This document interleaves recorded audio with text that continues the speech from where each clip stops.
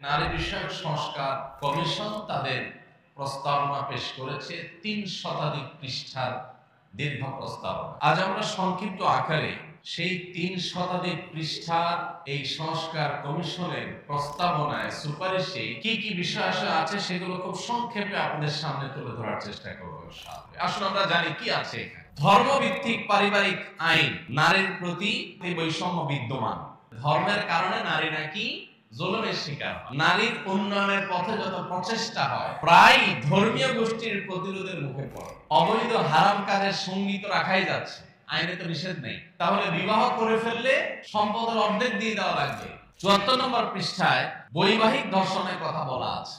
একই জিনিস ৯ নম্বর এবং ৭০ নম্বর পৃষ্ঠায় আছে। ৩৪ নম্বর পৃষ্ঠায় আছে সংবিধানের অনুচ্ছেদ ১৮(২) এ গণিকা বৃত্তি অর্থাৎ পতিতাবৃত্তির বিষয়টিকে বাদ দিতে হবে। এই জিনিসটা তাদের কাছে এত বেশি গুরুত্বপূর্ণ যে এইটাকে তারা ৭৪ নম্বর পৃষ্ঠায়, ৩৭ নম্বর পৃষ্ঠায়, ১৩২ নম্বর পৃষ্ঠায়, ১৩৫ নম্বর পৃষ্ঠায়, ১৫৫ নম্বর পৃষ্ঠায়, অর্থাৎ পুরো সুপারিশনামার প্রতিটা পৃষ্ঠা বিভিন্ন জায়গায় তারা এটা লিখেছে। তার মানে তারা যে কোনো মূল্যে দেশে পতিতাবৃত্তি এটাকে প্রতিষ্ঠা করতে চায়। তারা চায় মহল্লা এটা প্রতিষ্ঠা হয়ে যায়। ৩৭ নম্বর পৃষ্ঠায় তারা লিখেছে যৌন পেশাকে অপরাধ হিসাবে চিহ্নিত না করা এবং শ্রম আইনে এটাকে স্বীকৃতি দেওয়া, এটা দাবি করেছে তারা। ১০৫ নম্বর পৃষ্ঠায় আছে শরীর আমার সিদ্ধান্ত আমার। ১৬৩ নম্বর পৃষ্ঠায় আছে ঘরের কাজ নারীর বা নারীরা ধূমপান করে না এই জাতীয় উপস্থাপন করা থেকে বিরত থাকতে হবে। ৩৪ নম্বর পৃষ্ঠায় আছে সংবিধানের ৩৯(২) অনুচ্ছেদে শালীনতা এবং নৈতিকতার কথা বলা আছে, এটা বাদ দিতে হবে। ৩৫ নম্বর পৃষ্ঠায় আছে মহিলা বাদ দিয়ে নারী বলতে হবে। এটার পিছনে বিরাট মাইর প্যাচ আছে। পতিতাবৃত্তি এই শব্দগুলো বলা যাবে না, যৌনকর্মী বলতে হবে, অর্থাৎ এটাকে এস্টাবলিশ করতে হবে। এদেশের একজন মানুষের অস্তিত্ব, শুধু মুসলমান নয়, একজন মানুষের অস্তিত্ব বেঁচে থাকতেও ইনশাআল্লাহ এই নষ্ট জিনিসের একটা লাইন বাস্তবায়ন করতে দেওয়া হবে না।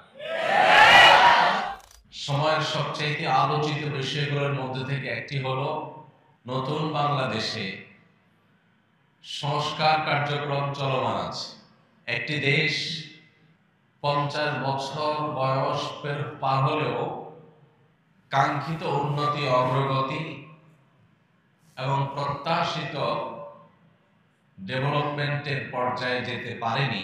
সেজন্য বিভিন্ন ক্ষেত্রে বিভিন্ন সেক্টরের সংস্কার প্রয়োজন। এটা নিয়ে দেশের কোন সুস্থ মস্তিষ্কের কোন মানুষের দ্বিমত করার কোনো কারণ নাই।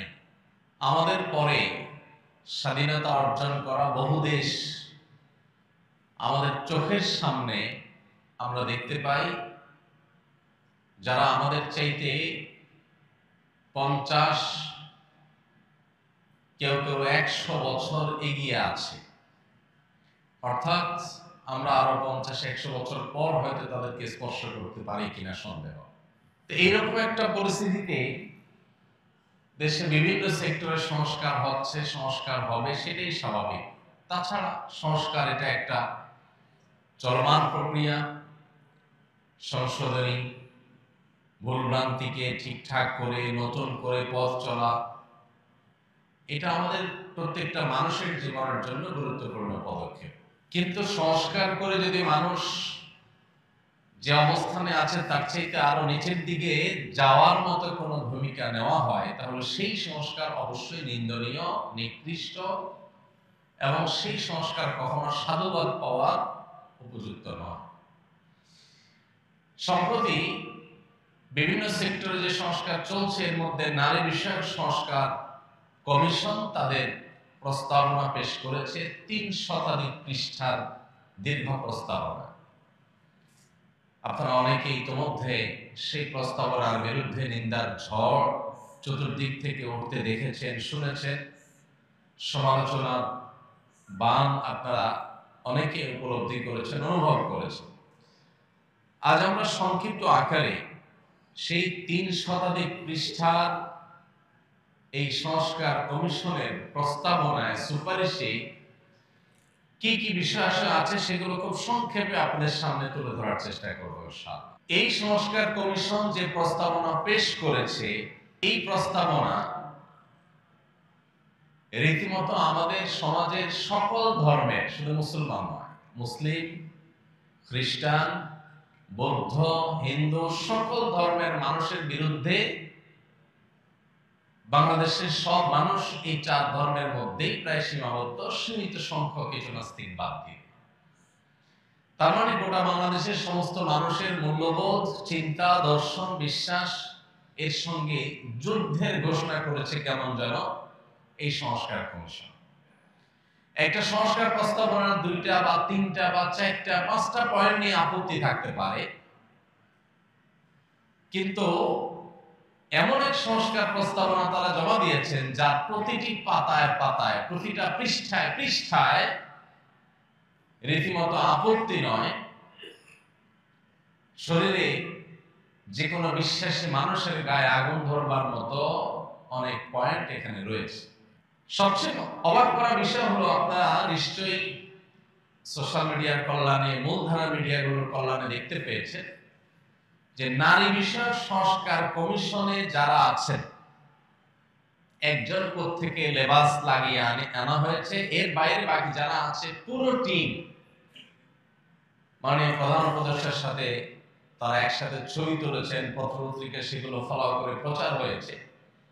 তাদের কারোর মাথায় আমি কাপড় দেখিনি, অথচ বাঙালি নারী মাথায় কাপড় দেয়, হোক সে মুসলিম, হোক সে হিন্দু, হোক সে বৌদ্ধ, হোক সে খ্রিস্টান। তাহলে এই সংস্কার কমিশনের নারীরা তারা কি বাঙালি নারীর কোন প্রতিনিধিত্ব করছে বলে মনে হয়? তাদের অন্যান্য যে সমস্ত বেশভূষা, তাদের যে ড্রেস আপ, তাদের যে হাব ভাব, এটার সাথে মাননীয় প্রধান উপদেষ্টা দীর্ঘদিন ধরে তিনি গ্রামীণ নারীদের নিয়ে কাজ করছেন। আমার বিনীত অনুরোধ যে তিনি গ্রামের প্রত্যন্ত অঞ্চলের মহিলাদের নিয়ে দীর্ঘদিন ধরে কাজ করার অভিজ্ঞতা তার আছে। এদেশের আপামর সাধারণ মানুষের মা বোনরা, মেয়েরা, হিন্দু হোক, মুসলিম হোক, অন্য ধর্মের হোক, তাদের সাথে এই তথাকথিত নারী বিষয়ক সংস্কার কমিশনের নারীদের ড্রেস আপের কোন মিল তিনি খুঁজে পান কিনা। এরা কি আসলে বাংলাদেশের আপামর সর্বস্তরের নারীদের প্রতিনিধিত্ব করে, নাকি পশ্চিমাদের নিছক দালালি এবং অন্ধ অনুকরণ করে? এটা বোঝার জন্য কোনো পণ্ডিত হওয়ার প্রয়োজন নাই, কমন সেন্স দিয়ে ছবিটার দিকে তাকালে বোঝা যায়। আমরা মানুষের ভালো কাজের প্রশংসা যেমন করতে কার্পণ্য করব না, ঠিক একইভাবে তিনি যখন কোনো ভুল করেন সেটা নিন্দা বা সমালোচনা করতেও কার্পণ্য করা উচিত নয়। অনেক ভালো কাজ যেমন প্রধান উপদেষ্টা মহোদয় করছেন, সেগুলোর জন্য প্রশংসা তিনি পাচ্ছেন, এটি তার হক, পাওনা, প্রাপ্য, কৃতজ্ঞতা আমাদের আদায় করা উচিত। কিন্তু সেক্ষেত্রে অনেক ভালো কাজের মধ্যে এই একটা কাজ এমন হয়েছে যে কাজটাকে আমাদের প্রত্যেককে শতকণ্ঠে সমালোচনা করতেই হবে, কারণ এটি আমাদের অস্তিত্বের প্রশ্ন, এটি আমাদের আত্মপরিচয়ের প্রশ্ন, আইডেন্টিটির প্রশ্ন। পৃথিবীর প্রত্যেকটা জাতি তার নিজস্ব জাতিসত্তা, নিজস্ব আত্মপরিচয় নিয়ে তারা বেঁচে থাকে। আপনি ইতালিতে গেছেন, সেখানে মানুষ পিজা পাস্তা খেয়ে অভ্যস্ত, সেখানে সব জায়গায় পিজা পাস্তা পাওয়া যায়, পিজা পাস্তা খেয়েই মানুষ থাকে বেশিরভাগ ক্ষেত্রে। আপনি সেখানে যে যখন দেখেছেন মানুষ পিজা খায়, পাস্তা খায়, এটাই তাদের প্রিন্সিপাল ফুড বা এটাই বিষয়ক মানুষ খায়, সব জায়গায় পাওয়া যায়। এবার আপনি সেখান থেকে বাংলাদেশে এসে সংস্কার প্রস্তাবনা দিলেন যে বাংলাদেশে আর ভাত মাছ নয়, আসুন আমরা পিজা পাস্তা ঘরে ঘরে খাওয়ার আন্দোলন সংগ্রাম করি। কোনো জায়গায় কোনো কিছু দেখে অন্ধের মতো সেটাকে অনুকরণ করার যে প্রবণতা, দুর্ভাগ্যজনক ভাবে আমাদের এই তথাকথিত নারী বিষয়ক সংস্কার কমিশনের সদস্যদের প্রত্যেকের মধ্যে আমরা সেই প্রবণতা লক্ষ্য করেছি। আমি শুধু মূল পয়েন্টগুলো যদি আপনাদের সাথে শেয়ার করি, আমার মনে হয় আপনাদের বুঝতে কষ্ট হবে না যে এটা রীতিমতো বাংলাদেশের শত শত হাজার হাজার বছর ধরে চলে আসা আমাদের সংস্কৃতি, আমাদের আত্মপরিচয়, এটার বিরুদ্ধে রীতিমতো যুদ্ধের সামিল। সবচেয়ে অবাক হয়েছে যখন সরকার প্রধান সরাসরি বলেন যে সংস্কার প্রস্তাবনায় সুপারিশ মালা এটাকে বইয়ে পাঠ্যপুস্তকে ঢুকাইতে হবে, ছাপায় বিলি করতে হবে, সর্বস্তরে প্রতিষ্ঠা করতে হবে। আসুন আমরা জানি যে কি প্রতিষ্ঠা করার কথা তারা বলছে। আমি একটা কথা সবসময় বলি, পশ্চিমের মানুষ, ইউরোপিয়ান আমেরিকানরা, তারা অনেক ক্ষেত্রে জাগতিক জ্ঞান বিজ্ঞান, তথ্য প্রযুক্তি, অবকাঠামো, কলকারখানা, আবিষ্কার, এসব ক্ষেত্রে তারা আমাদের চেয়ে অনেক দূরে এগিয়ে, এবং সেক্ষেত্রে তাদের অনুসরণ করতে কোনো সমস্যা নেই। তাদের সেগুলো অনুসরণ করে আমরাও এগিয়ে যাওয়ার চেষ্টা করতে পারি। কিন্তু যে ক্ষেত্রে আমরা তাদের চাইতে আগে আছি, সেই ক্ষেত্রে তাদের অনুকরণ করার কোনো প্রশ্ন উঠতে পারে না। একজন সম্পদশালী হয়েছেন,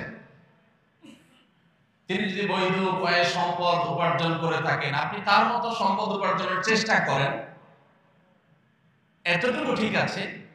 কিন্তু তাকে টাকাওয়ালা পয়সাওয়ালা দেখে তার সবকিছু আপনি অনুসরণ শুরু করবেন, সে টাকাওয়ালা পয়সাওয়ালা, সে বাপকে ভাত দেয় না, আপনি কি সেটা অনুসরণ করবেন? পশ্চিমাদের অনেক কিছু আছে যেগুলো ভালো, সেগুলো অবশ্যই আমরা অনুসরণ করার চেষ্টা করবো, কিন্তু তাদের খারাপটা অনুসরণ করার কোনো মানে হতে পারে না।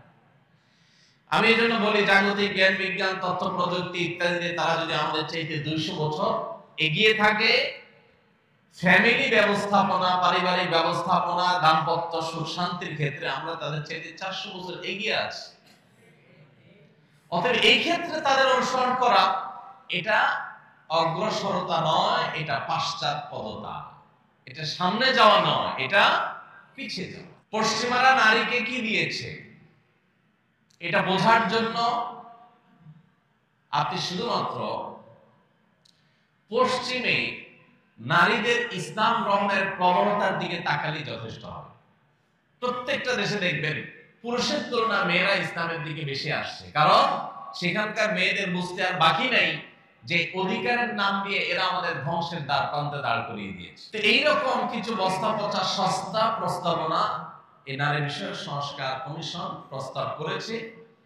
আমরা প্রত্যেকটা মানুষ, প্রত্যেকটা নাগরিক শতকণ্ঠে এটার বিরুদ্ধে প্রতিবাদ আমাদের জানাতে হবে, এবং এই কমিশনের প্রস্তাবনা সবটুকু বাতিল এবং পুরো কমিশন বাতিল করে নতুন করে যে সমস্ত নারীরা এদেশের সর্বস্তরের নারীদের সত্যিকারের প্রতিনিধিত্ব করে, তাদেরকে ধারণ করে, তাদের কৃষ্টি কালচারকে শ্রদ্ধা করে, তাদের দিয়ে কমিশন গঠন করে তারপর যথোপযুক্ত প্রস্তাবনা পেশ করা হোক। এই দাবিটা আমাদের প্রত্যেকটা মানুষকে উঠাতে হবে। কারণ একটা ইন্টারিম গভর্নমেন্ট, একই তত্ত্বাবধায়ক বা অনির্বাচিত সরকার, তাদের ভোটের কোনো গরজ সাধারণত থাকে না। অতএব জনগণ কি বললো না বললো এটা কেয়ার করার সুযোগ তাদের থাকে না, ততটা বা প্রয়োজন থাকে না। এই সুযোগে যদি কোনো ধ্বংসযজ্ঞ চালানো হয়, কোন বিধ্বংসী বিষয় আমাদের সমাজে চাপিয়ে দিয়ে যাওয়া হয়, সেটা আর সরানো সম্ভব হবে না। অতএব সময় থাকতে সবাইকে সতর্ক হতে হবে। আসুন আমরা জানি কি আছে এখানে। মৌলিকভাবে যে পয়েন্টগুলো আছে, অনেক কথা নিয়ে কথা বলা যায়, অনেক ইস্যু নিয়ে কথা বলা যায়, কিন্তু আমরা খুব সংক্ষেপে কয়েকটা পয়েন্ট বলি। প্রস্তাবনার মধ্যে একটা প্রস্তাবনা হলো জাতীয় সংসদে 300 আসনের পাশাপাশি যেগুলোতে লড়াই করে নির্বাচিত হয়ে ভোটের মাধ্যমে জিতে আসতে হবে, আলাদা 300 আসন সংরক্ষিত নারীদের জন্য রাখতে হবে। আচ্ছা, এইটার সমালোচনা করলে বলা হবে যে এই মৌলভী সাহেবরা নারী বিরোধী। মৌলভী সাহেবরা সবাই তা কোনো না কোনো মায়ের সন্তান, কোনো না কোনো নারীর স্বামী, কোনো না কোনো মেয়েদের বাবা, কোনো না কোনো বোনদের ভাই। অতএব পুরুষকে নারীর মুখোমুখি দাঁড় করানো, এটাই হলো সবচেয়ে বড় শয়তানি।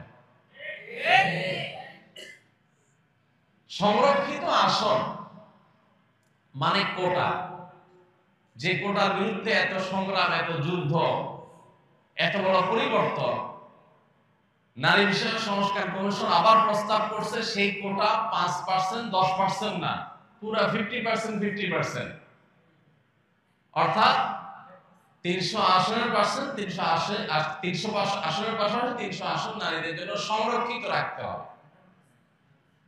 সংরক্ষিত রাখার মানে কি? সংরক্ষিত রাখার মানে হলো ভোট দ্বারা নির্বাচিত হয়ে আসবে। অবাক করার বিষয় হলো এরাই কিন্তু পুরা প্রস্তাবনার আগাগোড়া একটা কথাকে বেশি স্টাবলিশ করার চেষ্টা করেছে, যে নারী এবং পুরুষের সমান সমান অধিকার থাকতে হবে। তো সমান সমান যদি হয়, পুরুষ যদি ভোট পেয়ে লড়াই করে আসন পায়, নারীও ভোট পেয়ে লড়াই করে আসনে আসবে, এটাই তো স্বাভাবিক, এটাই তো সমান সমান। নারীর জন্য 300 আসন আপনি ধরে রাখবেন আর বলবেন সমান সমান চাই, এটা তো সবিরোধিতা, এটা তো সাংঘর্ষিকতা, এটা তো সবচেয়ে হাস্যকর কথা। কিন্তু সেই হাস্যকর কথাটা বলা হচ্ছে এখানে। একটা গুরুত্বপূর্ণ বিষয় হলো, আপনারা জানেন একজন সংসদ সদস্যের বিপরীতে রাষ্ট্রের কতগুলো টাকা খরচ হয়, কি পরিমাণ টাকা খরচ হয় একজন সংসদ সদস্যের বিপরীতে, আমরা সবাই কম বেশি জানি। এরকম একটা গরিব রাষ্ট্রে আরো 300 জন সংসদ সদস্য চাপায় দিবে, যারা কেউ যোগ্যতা দিয়ে আসবে না, তারা কোটায় আসবে। ইতিপূর্বে যে সংরক্ষিত নারী আসনে যারা সংসদ সদস্য হয়ে আসছেন, তাদের অনেকের বক্তব্য সোশ্যাল মিডিয়াতে, টেলিভিশনে, বিভিন্ন ভিডিওতে আপনারা দেখে যার পর নাই বিনোদন পেয়েছেন। তাদের চিরকুট পড়া দেখে ছোট ছোট বাচ্চারা পর্যন্ত মিট মিট করে হেসেছে। এটা হলো বড়লোক প্রভাবশালী সমাজের বিত্তশালী এদের বউদেরকে এমপি বানানোর একটা নীল নকশা। এই সংরক্ষিত আসনে কখনো রিকশাওয়ালার বউকে এমপি হতে দেখবেন না, কখনো খেটে খাওয়া দিন বাজারের মানুষের বউকে এমপি হতে দেখবেন না। এমপি হবে ঘুরে ফিরে ওনাদের বউরা, যাদের যোগ্যতা নেই ভোটে আসা, তাদের সংরক্ষিত আসন দিয়ে আনতে হবে, রাষ্ট্রের টাকা অপচয় করতে হবে, কোটা প্রথাকে 100% বাস্তবায়ন করতে হবে। এটা হলো নারী বিষয়ক কমিশনের অন্যতম একটা বড় প্রস্তাব। দ্বিতীয়ত, মোটা দাগে বড় যে প্রস্তাবনাটা আছে সেটা হলো সম্পত্তিতে নারী অধিকার পাওনা এটা সমান সমান সাব্যস্ত করতে হবে। অর্থাৎ বাবার সম্পদে, মায়ের সম্পদে সন্তান হিসাবে ছেলে যদি এক আনা পায়, মেয়েও এক আনাই পাবে, সমান সমান পাইতে হবে। শুনতে খুব সুন্দর শোনা যায়, ভালোই তো। একই বাপের ছেলে, একই বাপের মেয়ে, তো ছেলে 2 আনা পেলে মেয়েও 2 আনা পাবে, ছেলে 2 আনা পেলে মেয়ে কেন 1 আনা পাবে? এটা তো বৈষম্য। এটা শুনতে খুব ভালো শোনা। প্রচলিত আইনে, আমাদের দেশে প্রচলিত আইনে খোরপোশ ভরণ পোষণ দেওয়ার দায়িত্ব কার? ছেলে। প্রচলিত আইনে, ইসলাম তো আছেই। তো খোরপোশের বেলায় আপনি এটা বলবেন না যে না, আজ থেকে বাংলাদেশে এই কমিশন এই সুপারিশ করে নাই যে স্বামীরা কেউ স্ত্রীদের খরপোশ দিতে বাধ্য না, স্ত্রীরা চাকরি বাকরি তাদের খাওয়ান তারা জোগাড়। এটা তো বলেন নাই। খরচের বেলায় তো বলেন নাই যে যার যার খরচ তার তার, কিন্তু সম্পদ পাওয়ার বেলা বলতেছেন হাফ হাফ, সমান সমান। ভাইরা আমার, আল্লাহ রাব্বুল আলামিন নারী এবং পুরুষের প্রত্যেককে যার যার ন্যায্য অধিকার দিয়েছেন। কি দিয়েছেন? সমান না, কি দিয়েছেন? ন্যায্য। কারণ সব ক্ষেত্রে সমান দিলে ন্যায্য হয় না, সব ক্ষেত্রে সমান সমান দিলে ন্যায্যতা নিশ্চিত। আল্লাহ তাআলা ন্যায্য অধিকার দিয়েছেন, যথাযথ ইনসাফপূর্ণ অধিকার দিয়েছেন, যাকে যা দেয়া দরকার। বেশ কয়েকটা ছোট ছোট উদাহরণ এই বিষয়ে আমি এর আগে বারবার আপনাদেরকে দিয়েছি। আপনার 2টা ছেলে আছে, বা একটা ছেলে একটা মেয়ে আছে। ছেলেটার জ্বর হয়েছে, মেয়েটার জ্বর হয় নাই। ছেলের জ্বর হয়েছে এই জন্য বাজার থেকে তাকে ডিসপেন্সারি থেকে নাপা এনে বড়া পেটে খাওয়াই দিছে। কেন? কারণ তার জ্বর হয়েছে। মেয়েটার শরীরে জ্বর নাই, সে সুস্থ। সমান অধিকারের দাবি হলো মেয়েরও ধরে একটা খাওয়াই দিবেন। কারণ টাকা দিয়ে নাপা কিনে একজনকে খাওয়াবেন আরেকজনকে খাওয়াবেন, এটা তো বৈষম্য, এটা তো জুলুম। তাহলে সমান অধিকারের দাবি হলো ছেলেকে একটা নাপা খাওয়াইছে, মেয়েকেও একটা খাওয়াই দিবেন। এখানে সমান সমান দিলেন, তাতে কি ন্যায্য কাজ হলো? ইসলাম ন্যায্য করতে বলে, যাকে যেটা দরকার। এর এখন নাপা দরকার, নাপা খাওয়াইতে হবে। আরেকজনকে এখন নাপা খাইতে চাইলেও মানা করতে হবে, খাইতে দেওয়া যাবে না। এটাই হবে ইনসাফ। সব জায়গায় সমান সমান করলে ইনসাফ হয় না। একজনের গায়ে জ্বর আসছে, তার জন্য ফ্যানটা বন্ধ করে দিতে হবে তার রুমে, কারণ জ্বর আসছে, তার শীত লাগতেছে। আরেকজনের ঠান্ডা সর্দি লাগে না, এখন খুব গরম পড়তেছে, তার রুমে ফ্যানটা অবশ্যই বন্ধ রাখতে হবে, কারণ সমান সমান লাগবে। মেয়ের রুমে ফ্যান যখন বন্ধ, তাহলে ছেলের রুমে ফ্যান বন্ধই থাকা উচিত, নাহলে সমান সমান হবে। এখন যে ছেলের রুমে ফ্যানটা চালাইতে দেন, তাহলে একজনের ফ্যানের বাতাস খাওয়াচ্ছেন, সে বিদ্যুৎ বিল খরচ করতেছে, আরেকজন ফ্যানের বাতাস খাচ্ছে না, বিদ্যুৎ বিল বাঁচাচ্ছে, তাহলে জুলুম হয়ে গেল, বৈষম্য হয়ে গেল। এবার যদি দোনো রুমে আপনি ফ্যান চালাই দেন, এটা কি ইনসাফ হবে না জুলুম হবে? তাহলে এই জুলুম এটা যেন না হয়, সেজন্য আল্লাহ রাব্বুল আলামিন আমাদেরকে ন্যায্যতা করেছেন। কোন কোন জায়গায় না দিয়া ইনসাফ হয়, কোথাও কোথাও দিয়া ইনসাফ হয়। ভাইরা আমার, এরকম বহু এক্সাম্পল দেওয়া যাবে। আপনার বাচ্চা একটা 5 বছর বয়সের আর একটা 20 বছর বয়সের। 20 বছর বয়সের বাচ্চার জন্য যেহেতু বড় জামা কিনছেন, বড় পায়জামা প্যান্ট কিনছেন, এই জন্য 5 বছর বয়সটারে ছোট দিলে তার প্রতি জুলুম হয়ে যায়।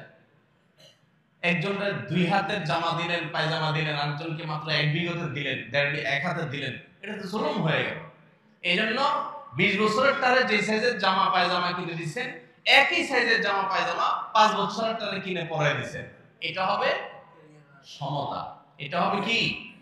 সমতা। কিন্তু এটা ইনসাফ হবে না। তাহলে ইসলাম আমাদেরকে সমতার কথা বলে না ইনসাফের কথা বলে? ইনসাফের কথা বলে।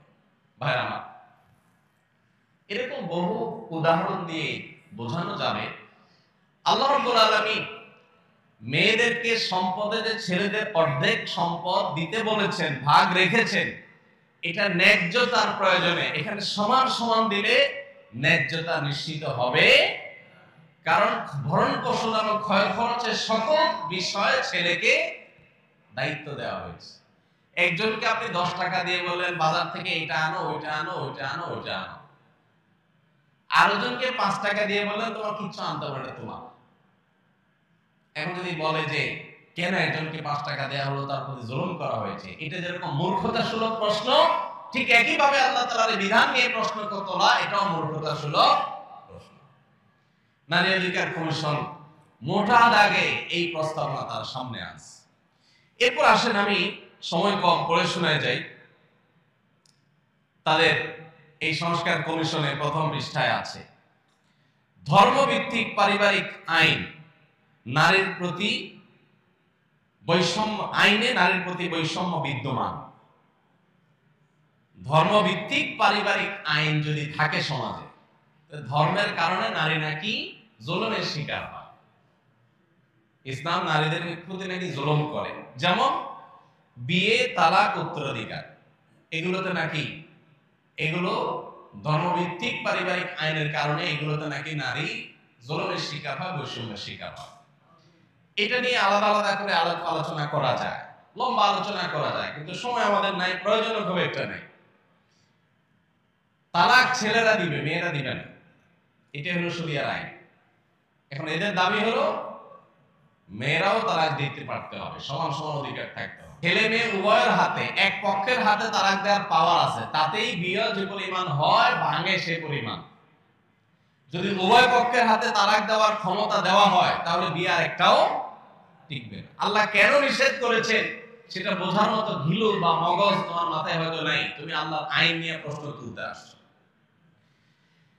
26 নম্বর পৃষ্ঠায় আছে, নারী উন্নয়নের পথে, নারীর উন্নয়নের পথে যত প্রচেষ্টা হয় প্রায় ধর্মীয় গোষ্ঠীর প্রতিরোধের মুখে পড়ে। তারা নারীকে তারা আগায় নিতে চায়, বাধা দেয় হলো কারা? ধর্মীয় গোষ্ঠী।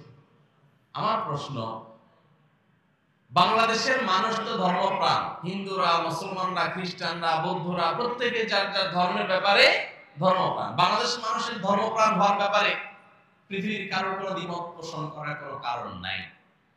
ধর্মপ্রাণ মানুষদের এখানে ধর্মীয় গোষ্ঠীকে দোষী করা হচ্ছে। প্রশ্ন হলো, এই সংস্কার কমিশনের যারা সদস্য আছেন তারা কি বিধর্মীয় গোষ্ঠী? তারা কোনো ধর্ম বিশ্বাস করেন না? এটা তারা পরিষ্কার করে বলুন। ধর্মীয় গোষ্ঠী বলতে তো সকল ধর্মের মানুষ, সকল ধর্ম অনুসারীদেরকে দোষী করা হলো। তাতে একজন বেনামাজি যে সেও দোষী, একজন রিকশাও দোষী, সবাইকে দোষী করা হলো যে ধর্মীয় গোষ্ঠী বাধা দেয়। তার মানে নাস্তিকরা বাধা দেয় না, ধর্মীয় গোষ্ঠীর বিপরীতে যাদের ধর্ম নাই সেই গোষ্ঠী। তাহলে এরা শতকরা কয়জন মানুষ, লাখের মধ্যে কয়জন মানুষকে তারা রিপ্রেজেন্ট করছে এবং তাদের চিন্তাধারা আমাদের উপরে চাপাতে এসেছে। 45 নম্বর পৃষ্ঠায় আছে অভিন্ন পারিবারিক আইন প্রবর্তন করতে হবে। অভিন্ন পারিবারিক আইন মানে মুসলমান, হিন্দু, খ্রিস্টান, বৌদ্ধ সব ধর্মের মানুষের এক আইনে এক নিয়মে বিয়ে হবে, এক নিয়মে বিচ্ছেদ হবে, সব এক নিয়মে হবে। এই সম্পর্কে কয়দিন আগে দেখলাম, সম্ভবত 2 দিন আগে দেখলাম একজন হিন্দু ভদ্র মহিলা, তিনি এবং হিন্দু ধর্মের অনেকে বেশ তীব্র প্রতিবাদ জানিয়েছে, আপত্তি জানিয়েছে। সব ধর্মের মানুষকে এক আইনের অধীনে নিয়ে আসতে চান তারা। একটা নীতিমালার আলোকে সবাই বিয়ে, তালাক, উত্তরাধিকার আইন সবকিছুকে সকল ধর্মের মানুষকে একটা অভিন্ন নীতিমালা এবং অভিন্ন পারিবারিক আইনের আওতায় তারা আনতে চাচ্ছে, যেটার বিরুদ্ধে দেশের সকল ধর্মের মানুষ ঐক্যবদ্ধ আছে। 41 নম্বর পৃষ্ঠায় আছে বিবাহ বিচ্ছেদের ক্ষেত্রে ন্যায়সঙ্গত নিষ্পত্তি নিশ্চিত করার প্রয়োজনে বা করতে বৈবাহিক সম্পত্তির 50-50 ভাগাভাগি কার্যকর করতে হবে। আপনারা অনেকেই জানেন পশ্চিমা পৃথিবীতে এবং পৃথিবীর অনেক দেশে একটা নিয়ম আছে, বিয়ে হওয়ার পর কোন কোন দেশে আছে 3 বছর যদি সংসার টিকে, এরপর যদি তালাক বা বিচ্ছেদ হয় স্বামীর সম্পদের অর্ধেক বউকে দিয়ে দিতে হবে। আপনারা অনেকেই জানেন পৃথিবীর সবচেয়ে বড় ধনীদের একজন, তিনি কয়েক বিলিয়ন তার বউকে দিয়ে তালাক দিয়েছেন কিছুদিন আগে। উপার্জন করবে স্বামী, বিচ্ছেদ হয়ে গেলে তার ভাগ অর্ধেক দিয়ে দিতে হবে কাকে? স্ত্রীকে। ভাইরা আমার, পশ্চিমারা এবং তাদের পেছনে থাকা শয়তান মূলত পরিবার ব্যবস্থাপনার সবচেয়ে বড় শত্রু। পরিবার ব্যবস্থাপনা পৃথিবী থেকে তুলে দিতে চায়। এর নানাবিধ কারণ আছে, অনেক দীর্ঘ ব্যাখ্যা আছে, আলোচনা আছে। আপনি যদি তাকায় দেখেন তাদের সমস্ত নিয়ম কানুন সবগুলো হলো পরিবার ব্যবস্থাপনা ধ্বংসের আয়োজন। এই যে বিবাহের পর বিচ্ছেদ হলে স্বামীর সম্পদ যা কামাই করবে তার 50% স্ত্রী পেয়ে যাবে, এই জিনিসটা পশ্চিমে যে আছে, এটার কারণে কেউ বিয়ে করতে আগ্রহী না। এটা আমরা সবাই জানি। সে সমস্ত জায়গায় মানুষ বিয়ে করতে চায় না। কেন বিয়ে করতে চায় না? কারণ বিয়ে করার দরকার কি? অবৈধ হারাম কাজের সঙ্গী তো রাখাই যাচ্ছে, আইনে তো নিষেধ নেই। তাহলে বিবাহ করে ফেললে সম্পদের অর্ধেক দিয়ে দেওয়া লাগবে বিচ্ছেদ হয়ে গেলে। তার চাইতে বিয়ে করার দরকার কি? নিজেদের প্রয়োজন নিজেরা অবৈধভাবে হারাম উপায়ে সারবে, রাষ্ট্রে আইনে যেহেতু নিষেধ নেই, সমস্যা কোথায়? ঘরে ঘরে এটার চর্চা চলছে, বিয়ে সেখানে খুব একটা হয় না, রেয়ার কেস, কেউ বিয়ে করতে চায় না। আর বিয়ে না করার কারণে কি হয়? সন্তান হয় না। কারণ অবৈধ এবং হারাম কাজ যার সাথে করে সেখানে সন্তান নেওয়ার প্রশ্ন ওঠে না, যার কারণে সন্তান হওয়ার প্রবণতা কমে গেছে। চায়নার মতো দেশ যখন একসময় একটা বেশি 2টা সন্তান হলে সরকার অনেকগুলো অর্থদণ্ড চাপিয়ে দিত, বেশি দিন আগের কথা না, সেই চায়না এখন আপনি একটার বেশি 2টা, 2টা বেশি 3টা, 4টা, যত সন্তান জন্ম দিবেন তত সরকার আপনাকে টাকা দিবে। বেশি দিন লাগে নাই। পৃথিবীর মানুষ আর কখন বুঝবে পশ্চিমের প্রত্যেকটা দেশ, এমনকি পূর্বের প্রত্যেকটা উন্নত দেশ আজ তাদের পর্যাপ্ত মানুষ নেই দেশ চালাবার মতো, দেশের কাজকাম করার মতো পর্যাপ্ত মানুষ নেই। জার্মানির মতো দেশ হাজার হাজার লাখো সিরিয়ান রিফিউজিদেরকে জায়গা দিয়েছে। কেন জায়গা দিয়েছে? কারণ তাদের দেশ চালানোর মতো মানুষ নেই। রিফিউজিদেরকে ঢুকায়া তাদেরকে কাজ শিখায় কাজে লাগাই দিচ্ছে। গোটা পৃথিবী আজ ক্রাইসিসে আছে, প্রত্যেকটা দেশ ক্রাইসিসে আছে, মানুষ নাই। বৃদ্ধ দিয়ে দেশ ভরে যাচ্ছে, ইয়াং জেনারেশন তৈরি হচ্ছে না। কারণ ওই যে বৈবাহিক যে সম্পর্ক, পারিবারিক ব্যবস্থাপনা, এটাকে ভেঙে ফেলা হয়েছে। চায় না, বিয়ে যখন করতে চায় না, সন্তান হয়। সন্তান যখন হয় না, জেনারেশন গ্যাপ তৈরি হয়ে যাচ্ছে। ভাইরা আমার, এরা আমাদেরকে সেই প্রস্তাব দিচ্ছে, পশ্চিমের সে বস্তা পচা সস্তা প্রস্তাব দিচ্ছে। বাংলাদেশে স্বামী স্ত্রীর মধ্যে দাম্পত্য সম্পর্কের মধ্যে দিন দিন ফাটল ধরছে, আমাদের সম্পর্কগুলো দিন দিন খারাপ হয়ে যাচ্ছে, এতে কোনো সন্দেহ নেই। কিন্তু এরপরও আমাদের দেশে নারী পুরুষ স্বামী স্ত্রী হিসেবে তাদের মধ্যে যেই পরিমাণ সম্পর্ক, সৌহার্দ্য, বিশ্বাস, ভালোবাসা এখনো বিদ্যমান, পশ্চিমাদের কাছে সেটা স্বপ্নমান। ওরা কল্পনাও করতে পারে না যে আমাদের এখানে স্বামী স্ত্রী একে অন্যকে কিভাবে ভালোবাসে, কতটা বিশ্বাস করে। এখনো পর্যন্ত কিছু বিচ্ছিন্ন ঘটনা তো আছেই, কিন্তু এখনো পর্যন্ত বেশিরভাগ ফ্যামিলিতে স্বামী স্ত্রী একজন আরেকজনকে ছাড়া বাঁচবে না, এমন একটা অবস্থা। পশ্চিমের লোকেরা এগুলো কল্পনাও করে না। তো সেই বস্তাপচা সস্তা জিনিস তারা এখানে চাপাতে চায়। ৭৪ নম্বর পৃষ্ঠায় বৈবাহিক ধর্ষণের কথা বলা আছে। একই জিনিস ৯ নম্বর এবং ৭০ নম্বর পৃষ্ঠায় আছে। বৈবাহিক ধর্ষণ এটা এমন এক শয়তানি, এটা হলো বিবাহ ব্যবস্থাপনা ধ্বংসের, বন্ধ করার সবচেয়ে বড় পায়তা। এমনিতেই দাম্পত্য কলহ ঘরে ঘরে, চুন থেকে পান থেকে নুন খসলেই স্বামী স্ত্রীর মধ্যে ঝগড়া বিবাদ, সেখান থেকে বিচ্ছেদ হয়ে যাচ্ছে, সংসারগুলো ভেঙে খানখান হয়ে যাচ্ছে। এরপরে আবার নতুন করে বৈবাহিক ধর্ষণের আইন যখন হবে, তখন কি হবে? স্বামীর সাথে স্ত্রী, স্ত্রীর সাথে স্বামীর যদি বনিবনা না হয়, একটু কথা কাটাকাটি হয়েছে, স্বামী বিরুদ্ধে স্ত্রী যে মামলা ঠুকে দেবে যে আমার ইচ্ছার বিরুদ্ধে আমার সাথে শারীরিক সম্পর্ক করেছে। ইচ্ছার বিরুদ্ধে করেছে না ইচ্ছায় করেছে, এটা প্রমাণ করার কোন সিস্টেম, কোন উপায় থাকতে পারে? কোন সুযোগ আছে? কোন সাক্ষী প্রমাণ, কোন তথ্য উপাত্ত রাখার সুযোগ আছে? তাহলে কেন এটা চাচ্ছে? এটা চাচ্ছে হলো ঘরে ঘরে, প্রত্যেকটা ফ্যামিলিতে যুদ্ধ বাঁধাবার জন্য, প্রত্যেকটা সংসারে অশান্তি সৃষ্টি করবার জন্য। ইসলাম জুলুম করতে নিষেধ করেছে সবার জন্য। কোন স্বামীর এই অধিকার নাই, স্ত্রী অসুস্থ, স্ত্রী অপারগ, জুলুম করে তার সাথে শারীরিক সম্পর্ক করার অধিকার কোন স্বামীকে ইসলাম দেয় নাই। কিন্তু একই সাথে স্বামীর চরিত্র রক্ষার্থে, সমাজ সুস্থ সুন্দর স্বাভাবিক যেন থাকে, সেই প্রয়োজনে একজন স্ত্রী তার স্বামীর প্রয়োজন পূরণের সদা প্রস্তুত থাকার নির্দেশ ইসলাম করেছে। অর্থাৎ প্রত্যেকে যার যার নির্দেশ ইসলাম করেছে।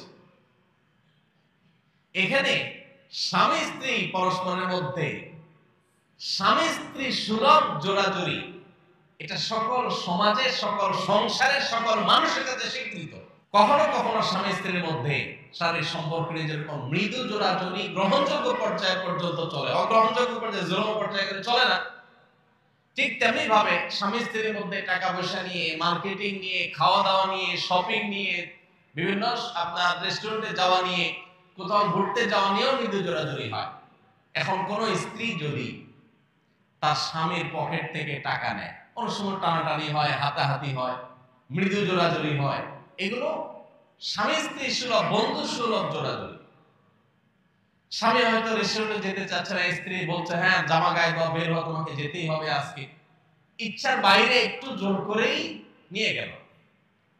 স্ত্রী চাচ্ছে ঘুরতে যাবে, স্বামী বলে না আমার ভালো লাগতেছে, বলে না তোমার যেতে হবে, বাইরে একটু জোরাজোরি করে নিয়ে গেল।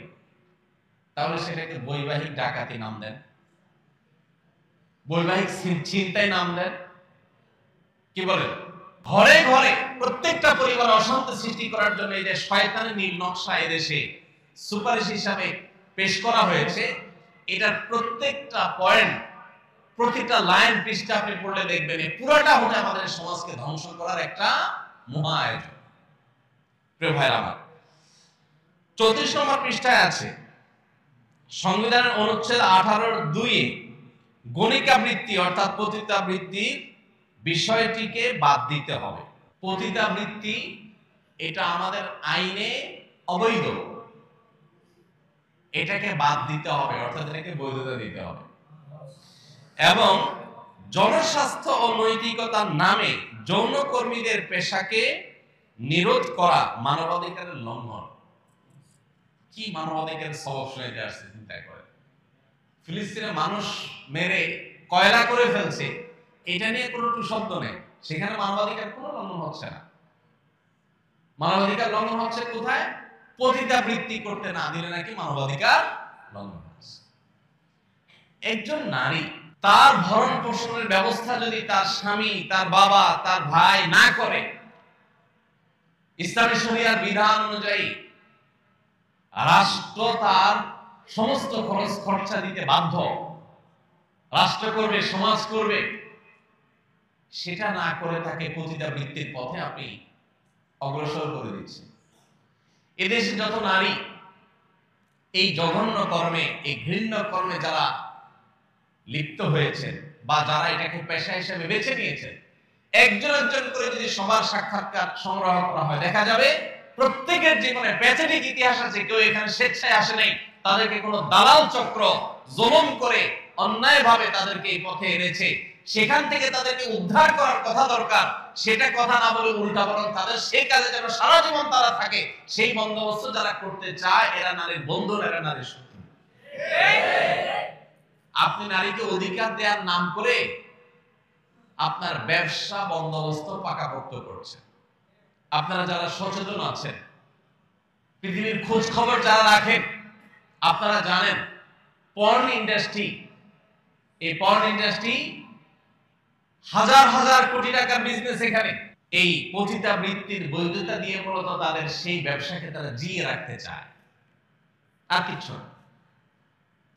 অতএব আমাদের দেশে যে সমস্ত মেয়েরা এই ধরনের নিগ্রহের শিকার, তাদেরকে উদ্ধার করতে হবে, তাদেরকে পুনর্বাসন করতে হবে, তাদেরকে থাকা খাওয়ার ব্যবস্থা করতে হবে, তাদের যথাযথ কর্মসংস্থানের ব্যবস্থা করতে হবে। সেটা না করে তাদের সেই কর্মে তাদেরকে অটল রাখার জন্য আপনি যে দাবি তুলছেন, এটা তাদের অধিকার নয়, এটা বরং তাদেরকে তাদের যে অধিকার সেটা থেকে বঞ্চিত করা। দেখুন, এই জিনিসটা তাদের কাছে এত বেশি গুরুত্বপূর্ণ যে এইটাকে তারা 74 নম্বর পৃষ্ঠায়, 37 নম্বর পৃষ্ঠায়, 132 নম্বর পৃষ্ঠায়, 135 নম্বর পৃষ্ঠায়, 155 নম্বর পৃষ্ঠায়, অর্থাৎ পুরো সুপারিশ নামার প্রতিটা পৃষ্ঠা বিভিন্ন জায়গায় তারা এটা লিখেছে। তার মানে তারা যে কোনো মূল্যে দেশে পতিতাবৃত্তি এটাকে প্রতিষ্ঠা করতে চায়। তারা চায় মহল্লা মহল্লা এটা প্রতিষ্ঠা হয়ে যায়। 37 নম্বর পৃষ্ঠায় তারা লিখেছে, যৌন পেশাকে অপরাধ হিসাবে চিহ্নিত না করা এবং শ্রম আইনে এটাকে স্বীকৃতি দেওয়া, এটা দাবি করেছে তারা। এখন দেখেন, গত 2 দিন আগে আমি এক ভাই, যিনি বিভিন্ন ধর্ম সম্পর্কে গবেষণা করেন, মুসলমান ছাড়াও হিন্দু, বৌদ্ধ, খ্রিস্টান বিভিন্ন ধর্ম সম্পর্কে তিনি পাণ্ডিত্য রাখেন, তাদের ধর্মগ্রন্থগুলো নিয়ে অনেক অগাধ নলেজ আছে। এরকম এক ভাইকে আমি অনুরোধ করেছি, ভাই আপনি একটু অন্যান্য ধর্মাবলম্বীদের ধর্মগ্রন্থে পতিতাবৃত্তি সম্পর্কে কি বলা আছে আমাকে একটু নোট করে দেন। তিনি গতকালকে আমাকে দিলেন জিনিসটা, আমি দেখলাম মুসলমানদের কাছে পতিতাবৃত্তি যেরকম হারাম, ঘৃণ্য কাজ, হিন্দুদের কাছে, খ্রিস্টানদের কাছে, বৌদ্ধদের কাছে, এই দেশের প্রধান 4টি ধর্মের মানুষ দেশে বসবাস করে, সব ধর্মের মানুষের কাছে এটা সমানভাবে অপরাধ এবং ঘৃণ্য কাজ।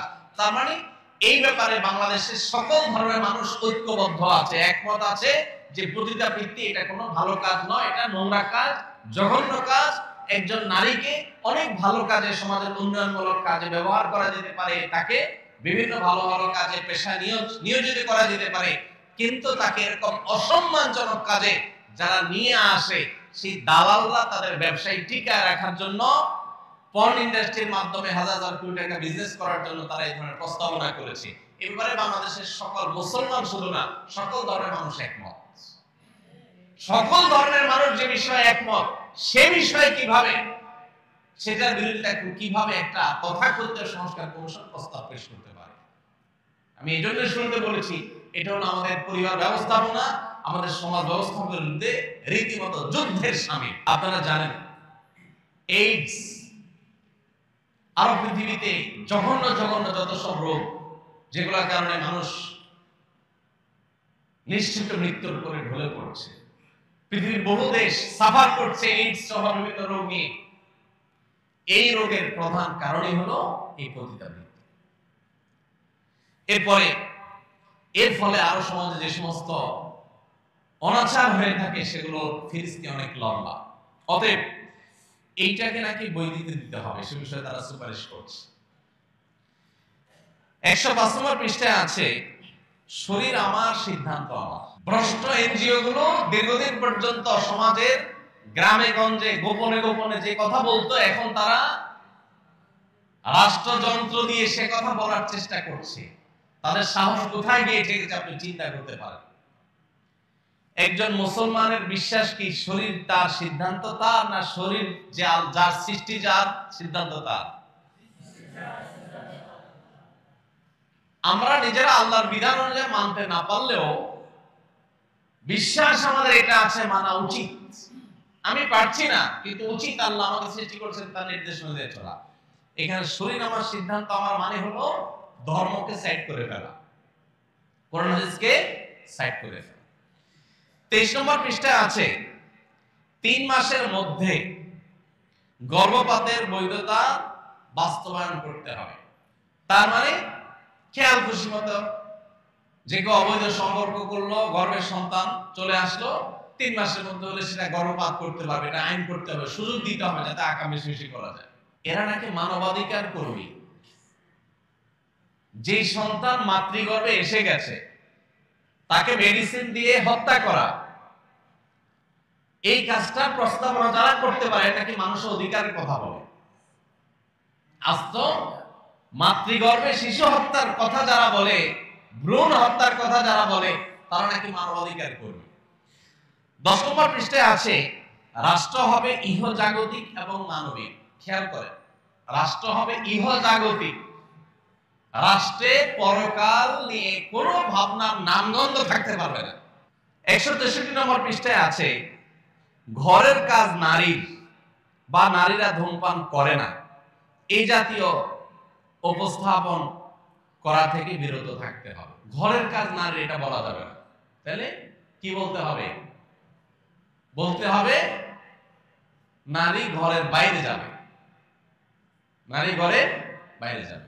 দেখেন, যে সমস্ত সংসারে, আমাদের দেশে এখানে অনেকে আছেন হয়তো স্বামী স্ত্রী দুইজন জব করেন, রান্নাটা দুইজন হাফ হাফ করেন। যারা স্বামী স্ত্রী দুজন জব করেন, বুকে হাত দিয়া বলতে পারবেন কে কে যে আমরা একদম 50% যে আজকে তুমি রান্না কালকে আমি রান্না, এইভাবে সিস্টেম মেনটেন করে করেন কয়জন আছেন বলতে পারবেন?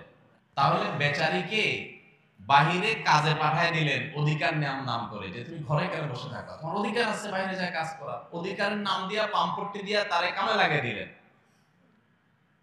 এরপরে ঘরের যে কাম আছে সেটাও সে করলো। তাহলে ডিউটি কি কম হলো না ডাবল হলো? আচ্ছা, এরপরে আসেন, আল্লাহ তাআলা সন্তান নারীর গর্ভে দিবে, ছেলের গর্ভে দিবেন না, এটা আল্লাহর সিস্টেম। সন্তান গর্ভ দেওয়ার পর 10 মাস অনেকটা বিছানায় শুয়ে থাকতে হয়। এর মতো হার্ড ডিউটি আপনি তো 10 বছরও করতে পারবেন না। তাহলে তো বাইরে আপনি কাজে পাঠিয়ে দিচ্ছেন, আপনার সাথে নিয়ে যাচ্ছে, সেও জব করতেছে, কিন্তু তার যে সন্তান গর্ভধারণ করার ডিউটি, ওইটা কি হাফ নিতে পারছেন আপনি? এরপর 2 বছর ধরে যে সন্তানকে দুধ পান করাইতে হবে, এটা খুব শান্তির কাজ না? এর চেয়ে কঠিন ডিউটি আরেকটা আছে। রাত 12টা নাই, 1টা নাই, 2টা নাই, 3টা নাই, টয়লেট নাই, বাথরুমের বেগ নাই, গোসল নাই, কিচ্ছু নাই। যে অবস্থা আছে অবস্থা মা করে কান্না করে উঠছে, আর ওই কান্নার ডাকে সাড়া দিয়ে তাকে দুধ দিতে হবে, এটা তার ডিউটি। এই কঠিন ডিউটিটা যদি বলে যে তুমিও তো চাকরি করো, আমিও চাকরি করি, কষ্ট তোমারও হয় আমারও হয়, তাহলে দুধ তুমি 1 বছর খাও, 1 বছর আমি খাও। কোন সুযোগ আছে? আল্লাহর সিস্টেমের উপরে এই শয়তানি, পশ্চিমারা এগুলো করে তাদের পরিবার ব্যবস্থাপনা, তাদের সমাজ শেষ হয়ে গেছে, ধ্বংস হয়ে গেছে। সেগুলো আমাদের দেশে আমদানি করার অপচেষ্টা ইন্টারিম গভর্নমেন্টের মাথার উপরে ভর করে যারা করতে চাচ্ছে, তারা জানে না এটা করতে চাইলে এদেশের একজন মানুষও সেটা করতে দিবে না। আমরা সরকার ভালো কাজের প্রশংসা করে দেখি, এই নয় যে সরকারের এত বড় সাহস হবে এদেশের সকল ধর্মের মানুষের বিশ্বাসের বিরুদ্ধে তারা দাঁড়াবে। এত বড় দুঃসাহস করা, এটা কোন সুযোগ এই সমাজে অন্তত, এই কথাগুলো আমার বলা লাগতো না। যেখানে মাননীয় প্রধান উপদেষ্টা নিজে বলছেন যে এটা ছাপায় বিলি করা দরকার, এটা পাঠ্যপুস্তকে পড়ানো দরকার, এটা নাকি এত গুরুত্বপূর্ণ ভালো ভালো জিনিস এটাতে আছে। ওনার ভালো কাজের প্রশংসা আমরা করবো, তাই বলে এই ধরনের জঘন্য কথা, এটার সমালোচনা অবশ্যই আমাদেরকে করতে হবে, এটা আমাদের দায়িত্ব। ভাই আমার, এরপরে দেখেন 100 পৃষ্ঠায় আছে এই সুপারিশনামা, যৌন শিক্ষা নিশ্চিত করতে হবে। যৌন শিক্ষা নিশ্চিত করতে হবে। পৃথিবীর অন্য সব প্রাণী তাদের বংশধারা পৃথিবীতে টিকে থাকে যৌন শিক্ষার মাধ্যমে, তো নাকি? তারা কোন স্কুলে গিয়ে যৌন শিক্ষা নেয়? দেখেন, নারী বলেন পুরুষ বলেন, প্রত্যেকটা মানুষের আল্লাহ তাআলা একটা নির্দিষ্ট বয়সে আসার পর তার ভিতরে শারীরিক যে চাহিদা দিয়েছে, এটা যাতে সে বিপদগামিতার পথে ব্যয় না করে, এক্ষেত্রে যেন সে অসতর্ক না হয়। প্রত্যেকটা পরিবারেই মায়েরা মেয়েদেরকে এবং কোন কোন ক্ষেত্রে বাবারা ছেলেদেরকে অথবা বিভিন্ন ভাবে ছেলে মেয়েদেরকে পারিবারিক ভাবে এগুলো শেখানো হয়, শালীনতা এবং লজ্জাশীলতার গণ্ডির মধ্যে থেকে। এরা চায় যে এই লাজ লজ্জা শরম সব উঠে যায়। আমি ডেনমার্কে গিয়েছিলাম, সেখানে আমাকে এক বাংলাদেশি ভাই বললেন, ভাই আমাদের এখানে স্কুলে সাঁতার কাটার আগে ড্রেসিং রুমে ছেলে এবং মেয়েদেরকে একত্রে একই রুমে সম্পূর্ণ বিবস্ত্র হতে হয়। এটা নাকি তাদের শিক্ষা, যে সবাই একসাথে বিবস্ত্র হতে হবে, তাদের মধ্যে লাজ লজ্জা শরম কিছু রাখা যাবে না, এগুলো ভেঙে একাকার করে ফেলতে হবে। সেই জিনিসটাকে এই দেশে আমদানি করতে চাইছে এই নারী বিষয়ক কমিশন। 34 নম্বর পৃষ্ঠায় আছে সংবিধানের 39-2 অনুচ্ছেদে শালীনতা এবং নৈতিকতার কথা বলা আছে, এটা বাদ দিতে হবে। শালীনতা দরকার নাই, নৈতিকতা এদেশে দরকার নেই। 35 নম্বর পৃষ্ঠায় আছে মহিলা বাদ দিয়ে নারী বলতে হবে। এটার পিছনে বিরাট মায়ের প্যাচ আছে। এই কমিশনের নাম কিন্তু মহিলা বিষয়ক কমিশন না, নারী বিষয়ক। এটার কাহিনী কি? এটার কাহিনী হলো সমকামিতাকে আস্তে আস্তে সমাজে গেলানো।